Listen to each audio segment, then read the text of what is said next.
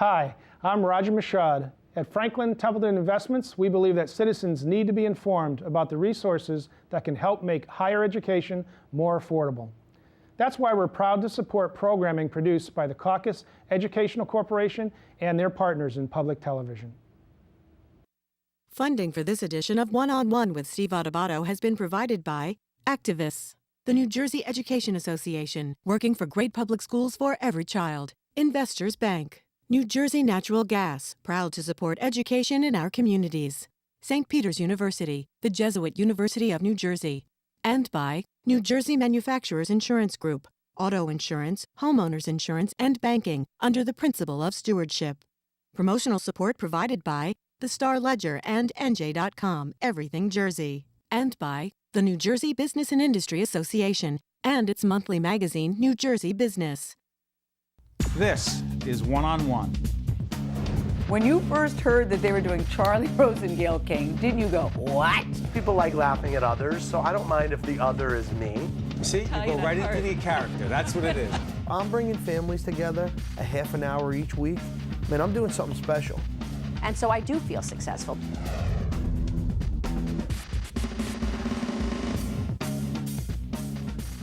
Normally this is one-on-one, but now we're going one-on-two with two superstar scholar athletes I'm about to introduce on camera. Ready for a two-shot? Here we go. We have Stephanie D'Ascoli, who is with us, and Kyle Glasgow. And they are 2012-2013 Best Teammate Award winners, right? This comes from the Super Essex Conference Teammate of the Year event held at the Yogi Berra Museum and Learning Center. Good to see both of you. Thanks for having us. It's nice to see you. Now, this our good friends at Investors Bank, Kevin Cummings, I was sitting with him, the CEO, and he says to me, you know that at the Yogi Berra Museum, the great Yogi Berra, they pick the Best Teammate Award. Not just a great athlete, but a great teammate, right? It's the first time they did this. They picked each one of you. Tell folks exactly what you do. Let's go through this. Kyle, you're the captain of the football team? Yes, sir. You, in fact, Stephanie, the captain of your lacrosse team, right? Yep. You're going to college where? Muhlenberg College. And you're going? Illinois College. All right, let's talk about this. I already asked around and found out why they picked you as the best teammate. Why do you think they picked you as the best teammate? Because I'm a positive person and I just like to have a smile on my face all the time. There's more to it than that. I heard that when your team is losing, you're down. You still have a positive attitude. You try to get other people up on the team no matter what. Talk about that. Why do you do that? Because being a captain, part of being a leader is just always making sure everyone is on their A game kind of thing, but sometimes it's not your play that drops, it's your emotions, and you're too emotionally invested in a game.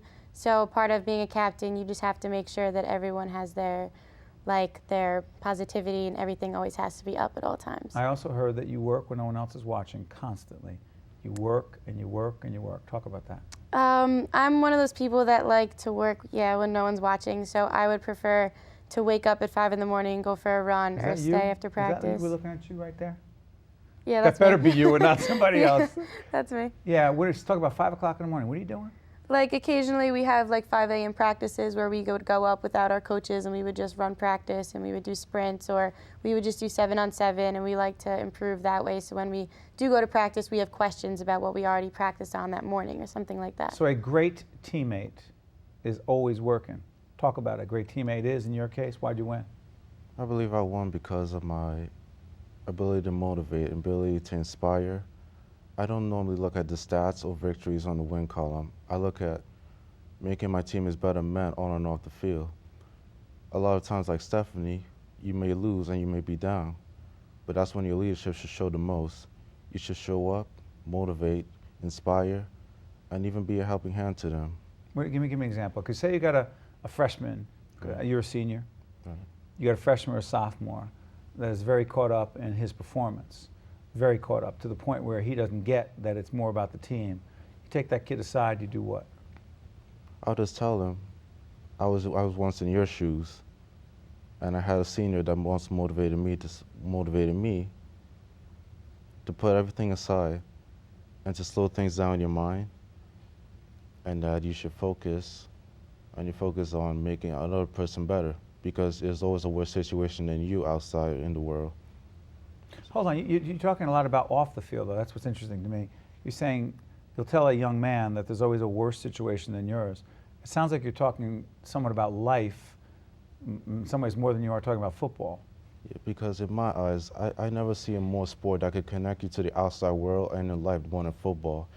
In football, there's so much adversity you have to overcome by yourself, or so that you think. But I think that football is such a team sport. You gotta have all 11 men on the same page. And as the saying goes, you're as strong as your weakest link. And it's your job to make everybody on the same page, everybody happy, everybody on the same page. Even if it's that little freshman who you think that doesn't get much attention, the water boys, even he's included on your team. And I do my part to make sure everybody's together. Where did you learn this? Where did you learn the idea that everyone, I mean, by the way, the same thing is true in a television production. Right. You may be the person out front, but there are really talented, terrific people behind the scenes in that control room, and the crew, the camera crew here, writers, people, all kinds of people raising money for the series, all sorts of people you never see. And you have the same idea as well. Where did you get the idea? I'm coming back to you. Where did you get the understanding that a team wins and loses based on a whole variety of factors that go well beyond you, even if you're the leader, captain out front? Where'd you get that? Well, for example, if you have like one strong player, but everyone else on the team is not up to their skill level, and they take over, they're not going to be able to beat 12 other players. It's a team sport. So you have to make sure, like Kyle said, you're as strong as your weakest link. So in practice or games, your biggest competition is your own team. You fight to make each other better. So like during practice, when people say practice as hard as you play, you really should stick to that saying, because you are the ones that make each other better. That's your where'd competition. You learn that? Where'd you learn the whole teammate thing? Because we have boys who are 9 and 10 as we do this show, and they play baseball, and I'm one of the coaches on the team, and I'm constantly on them when they give heat to other kids who don't do well on their own team. And I'm saying, are you kidding me? What would you want if you struck out at a critical moment? You wouldn't want them turning on you. And they're like, what? They'll turn on each other. Like, I see that. It really bothers me. Did you get it from parents? Where'd you get this stuff? That's what I'm curious about. I think it comes from all of the mentors and people I looked up to in life, like my parents, my coaches. Everyone has like molded me into the person who I am. So I kind of watch how other people react and bring it into my own kind of understanding. But I think the best thing comes from all the people you look up to. So I credit that all to my parents and my coaches. Where'd you get your sense of being a teammate from? I watched a lot of sports when I was young, so I watched soccer, cricket, football, basketball. And the thing is, when you, like pre-game and even post-game, you'll see great leaders like Ray Lewis, even presidents and leaders you never heard of. They always talk about everyone. They always talk about being a family, even though they're not related by blood. But in sports, you never see such a bond like that, and that's what drew me into sports.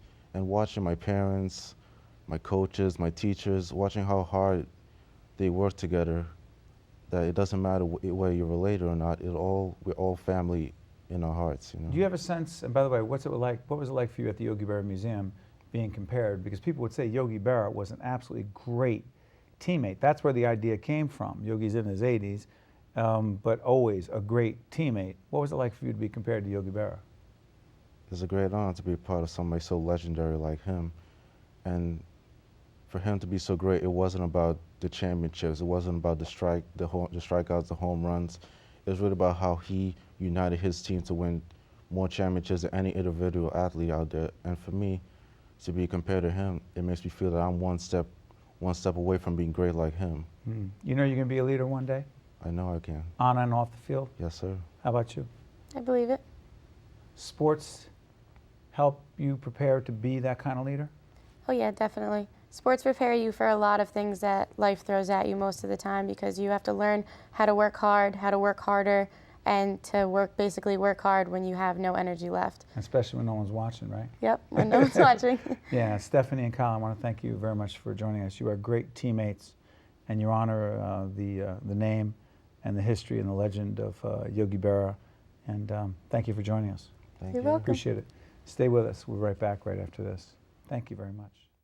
If you would like more information on this program, or if you'd like to express an opinion, email us at info@caucusnj.org. Visit us online at oneonone.org, or find us on Facebook at facebook.com/Steve Adubato, PhD. Allison Maughn is Assistant Vice President, Post-Acute Services, Holy Name Medical Center. Good to see you, Allison. Hi, Steve. Interesting. The work that you do is, forget about the clinical part, the emotional part, death and dying, preparing families, preparing patients for, I hate using the term good death, but what does that mean? A good death is always one that's comfortable. And what I actually do is I work in a spectrum of services, and we cover home care, hospice, and for us we have an inpatient hospice facility, and adult daycare. So this is really an expansion of compassionate care outside of hospital walls, when I really think about it. Yeah, but let's break that down. The term palliative care, define what that is and differentiate that from hospice care. Palliative care, you're not necessarily dying. So palliative care can follow you for pain and symptom management at any point in time in your life. You may come out of the hospital and be in pain, and you need palliative care all the way up until the time that you really need to have the conversation about hospice care. Okay. And so it can follow you over years. You know, in getting ready for the program, I can't imagine anyone watching this program, a family out there that is not dealing with this question in one way or another. Either you directly or someone in your family is dealing with the question, what do we do with, or how do we deal with mom? How do we deal with dad? What do we do with our grandmother or grandfather or someone in your family who you care for very deeply? I know there's no one way, but what are the most common mistakes we make in dealing with those very personal, powerful, and complex, difficult questions? We make mistakes all the time. I'm a daughter, and my mom, both my grandmothers, my mother, they have all received home care and hospice care. I'm lucky. I work in the industry, so I have the ability to plan ahead. We always talk about that. What do we need to do to be ready? And it starts with being willing to have the conversation. You keep saying the conversation. The conversation. Or the? The. Is it the? The conversation, which means when the day comes that someone else might need to make a decision for me. I've been in a hospital, I've had an acute episode, I need care. What do I do with that? And you start with that conversation that says, I want this. What is this? And a lot of people do not know that home care is us coming into your home, wherever you live, and helping to take care of you there. And in home care, we help make you better. But when we cross, palliative helps cross from home care to hospice. So when we go into the home and hospice care, we're there providing an interdisciplinary support. We have a spiritual counselor, a social worker, a physician, and a skilled nurse that are going to come into your home, and we're going to help take care of you right where you want to be. So the conversation is the one that we need to have that says, I want to be at home, or I want to be in a skilled nursing facility, or I want to be in a hospice facility. But I don't want to oversimplify it because it's not simple. When I hear the conversation, in my mind, what I'm thinking is the conversation, how do you want to die? It is. That is really it. Am I being too crass? No, that's actually, I really like how you said that, because it is. What are my wishes when the time comes? Where do I want to be? How do I want to do that? And we struggle mightily to even admit we're dying. We do. And because I don't think we think we're going to die. I really don't. I think we don't know when the day's going to come. There are only two ways that happens. Your heart stops or you stop breathing. But there's a lot that happens from now till that moment.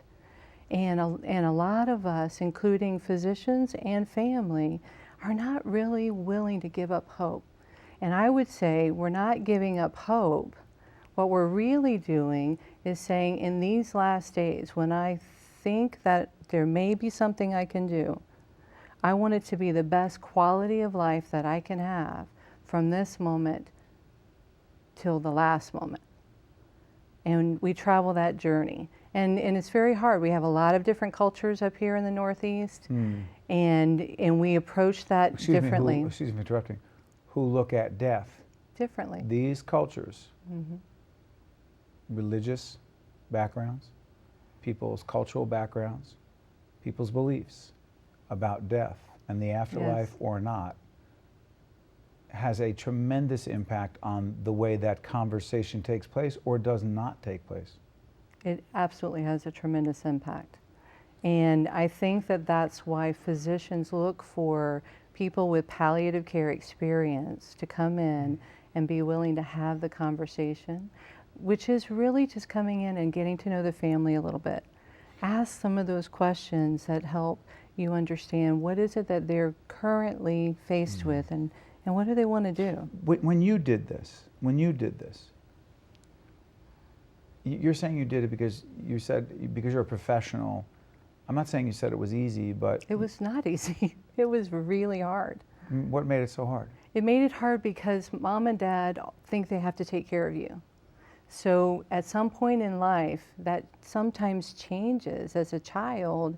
It usually, not sometimes, but almost always changes. It does. It's actually supposed to change, right? It does. Right? Because You're right. if it's the other way, something terribly is, it's the life cycle, whatever the heck that means.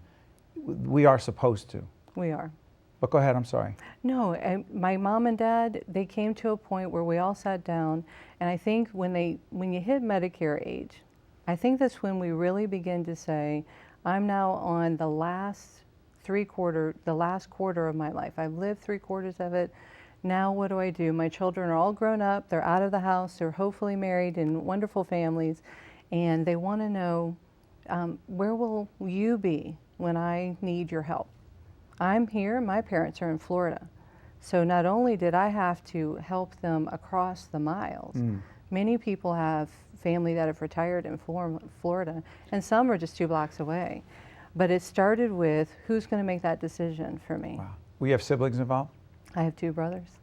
I have to ask you this. Because you have this background in the field, were you the leader? I instigated the conversation. Were you in charge? I did. I walked in with all the paperwork for the healthcare proxy and the power of attorney and said, guys, I don't have any kids. I need your help. I've got to ask you to do this for me. And since we're all here together, let's do this together. Did they? They did. We all have copies of this paperwork. And I would say right now to my youngest brother, Paul, please pick wisely. But he knows my wishes because that opened up the conversation. So before I let you out of here, if you don't have the conversation, nothing good happens. It makes it more challenging because then we're reliant upon someone that's sick or ill at that time to try to make decisions.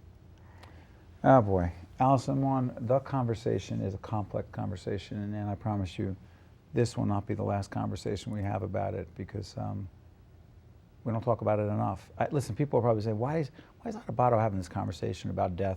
It's because it's important. Allison, thank you for being with us. We appreciate it. Thank you. We'll be right back right after this. If you would like more information on this program or if you'd like to express an opinion, email us at info@caucusnj.org.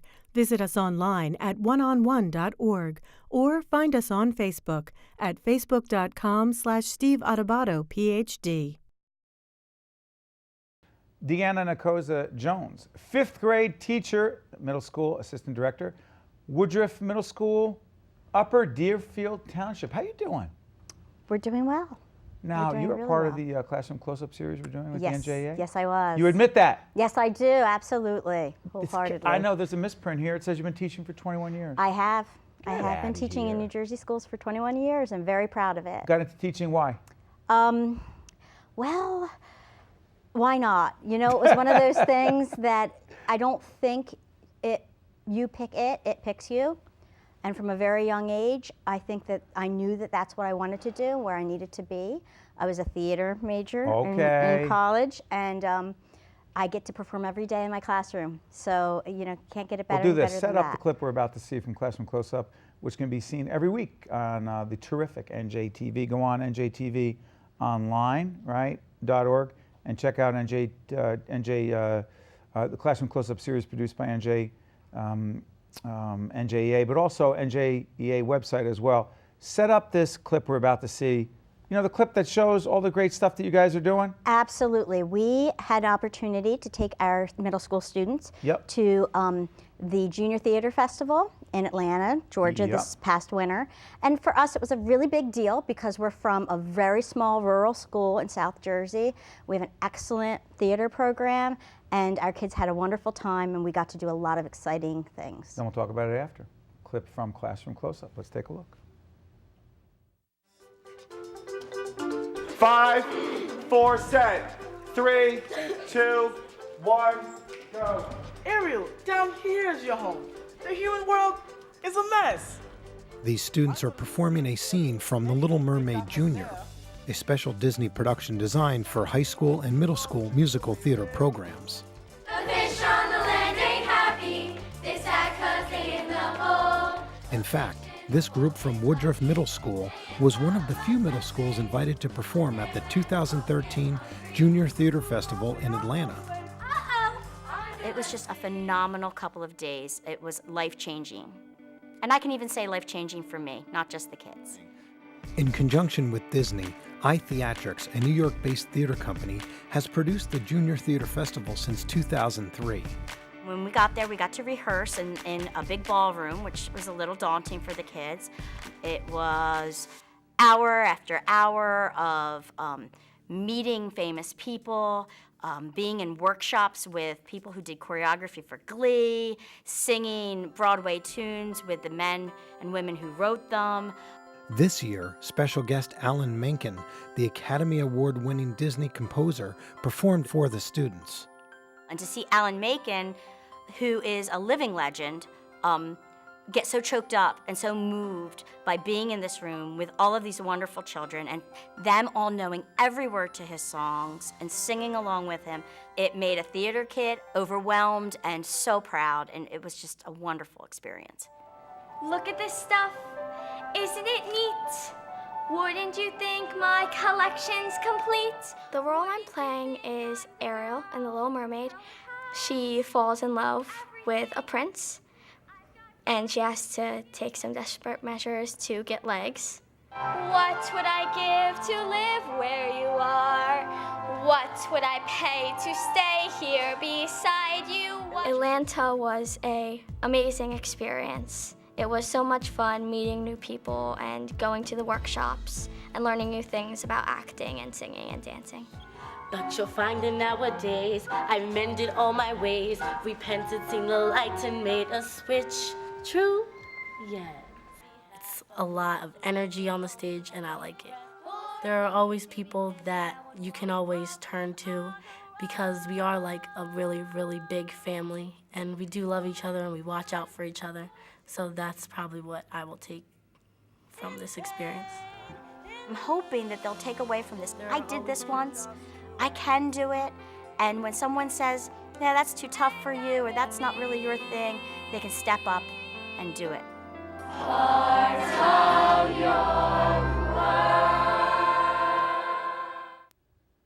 Wow, life-changing. Absolutely. Absolutely. Well, I think that we so put on children the need to belong to something, and sometimes it's sports and sometimes it's academic groups, and there's this group of kids that sometimes gets pushed to the side or gets forgotten about, and this gave them an opportunity to go to the big game, to be in the big academic championship, except it was about what they love and what they're good at, and it helped them to see that there are lots of other kids like me. And sometimes theater kids get a reputation for being weird or out there. Okay. They call themselves theater kids. Absolutely. It's like sports kids. Is there something about theater kids? Yes, definitely. What is it? It's a need. Well, lots of times they're the class clown. Lots of times they're the kid who isn't paying attention because they're somewhere else in their mind. They're dancing, singing, and dancing, under their desk and not doing the academics the way we think, or they're not that great at recess. Kickball for theater kids isn't always fun. PE isn't usually the most happy hour of their lives. So this gives them a place to be them. And being a theater kid, is an amazing thing. What do you feel toward them? Well, Ariel in that video is my daughter. So Ariel, you're kidding? Yes, she is my daughter. So that, you know, that group is very special to me because I have been with them, watching them grow up for all these years. But I feel a parental relationship with them. I feel that it's my duty to show them how special they are when maybe other people don't see it because they don't understand it. They don't see that if they're not winning trophies, that if they're not getting A's on their report cards, but they still have a talent that needs to be appreciated and cared for and nurtured. That's what you're supposed to do? As a teacher, absolutely. That's my job. That's my job. To help them feel good about themselves? Absolutely. Because as a teacher, as an educator, as a person in the public school system, that's my first job. Core curricular standards, you know, the testing, that's all wonderful and great, but my first job is to make kids happy, comfortable in their own skin, self-assured. Confident? Absolutely. And this does it. This helps to make them confident. Before I let you out here, 21 years. Yes. The concept of teacher burnout mean anything to you? Absolutely. I've Do you seen relate? it. I do in June. In June, I think, oh my goodness, can I make it another, you know, you get, the kids wear on you, the other teachers wear on you, the administration wears on you. And What in happens in June, September? I'm ready to go. I'm ready to go now. I was in the green room with a couple of students that you just interviewed, and I can't wait to get back there. We're during the summer, doing this program in soon to be late summer of 2013. You're ready to go. I am. I'm ready to get back in the classroom, start up fresh and new. You love this. I do. Were you born to teach? I was. My mother was a teacher. My grandmother wanted to be a teacher and was a Board of Ed member in my town, so I was born to do this. We thank you for not just being born to do it, but more importantly, doing it. Thank you. Thank you, Deanna. Keep Thank it up. you very much. Congratulations to your daughter as well. Thanks. One-on-One with Steve Adubato has been a production of the Caucus Educational Corporation, celebrating 25 years of broadcast excellence. Funding for this edition of One-on-One has been provided by Activists, the New Jersey Education Association, Investors Bank, New Jersey Natural Gas, St. Peter's University, and by New Jersey Manufacturers Insurance Group. Transportation provided by Airbrook Limousine, serving the metropolitan New York, New Jersey area. One-on-One with Steve Adubato has been produced in partnership with St. Joseph's Healthcare System. This program has been made possible in part by Franklin Templeton Investments.